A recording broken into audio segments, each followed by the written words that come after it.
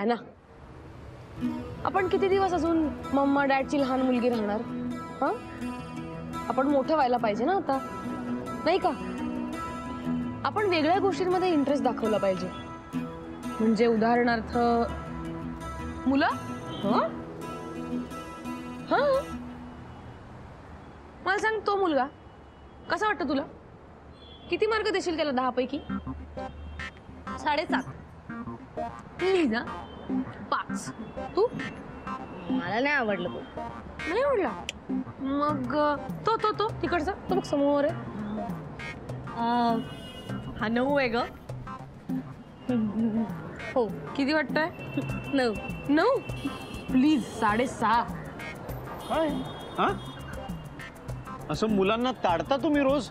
मग का नाही? फक्त पोरांनीच पोरींना ताडायचं का? तो तो गॉगल लावून चाललाय तो. शी, 3 आहे. 3? हा. ए तू फार कंजूस आहेस. 6.5च्या वर मार्कच देत नाहीस तू. शी बाबा. काय करू? एक होता ना, 9 मार्क दिले असते त्याला, पण त्याच्या परीक्षेत मी काठावर पण पास नाही झाले. तू विसरून जा ना त्याला. अगं तुला कितीतरी चांगली मुलं मिळतील. मला मजा वाटते हा रेश्मा आता. म्हणजे एक काळ होता बघ जेव्हा मी तुला सांगायचं की राकेशने विसरून जा, काय ठेवलंय त्याच्यात. पण आपण जेव्हा एखाद्यावर प्रेम करतो आणि ती व्यक्ती आपल्यावर प्रेम करत नाही, झटकन असं प्रेम विसरणं किती अवघड असतं ना. त्याच्यासाठी वेळ जावा लागतो, आपण मच्युअर व्हायला लागतो. पण मला असं वाटतं की तुझ्यासाठी बराच वेळ झालाय आता. तू विसरायला पाहिजेस राकेशला. मी घेईन थोडा वेळ.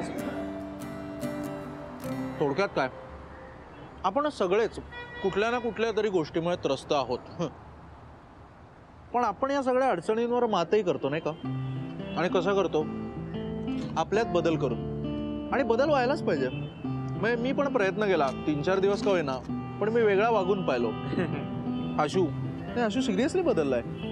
मामा होणारे कळल्यापासून तो खरंच थोडाफार जबाबदारीने वागतो. थोडाफारच पण वागतोय, प्रयत्न करतोय.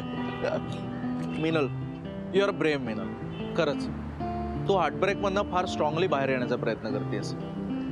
रेश्मा कमी रडते आजकाल.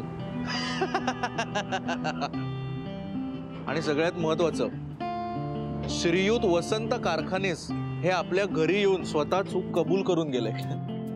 ग्रेट आहे, ग्रेट आहे. बदल अपरिहार्य आहे. आपण काय करायचं, चांगल्या आठवणी घेऊन फिरायचं मस्त. पण मला असंही सांगायचं आहे की मला असं वाटतं, चांगल्या आठवणी त्या असतात ज्या आपल्या मनात छापल्या गेलेल्या असतात. मग त्याचा फोटो आपल्याकडे असो वा नसो. ॲना, आय एम सॉरी, मी तुला खोटं सांगितलं. पण ते दुकान उघडणार नाहीये.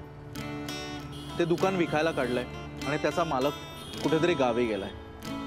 सो तो फोटो कदाचित तुला कधीच परत मिळणार नाही. काय?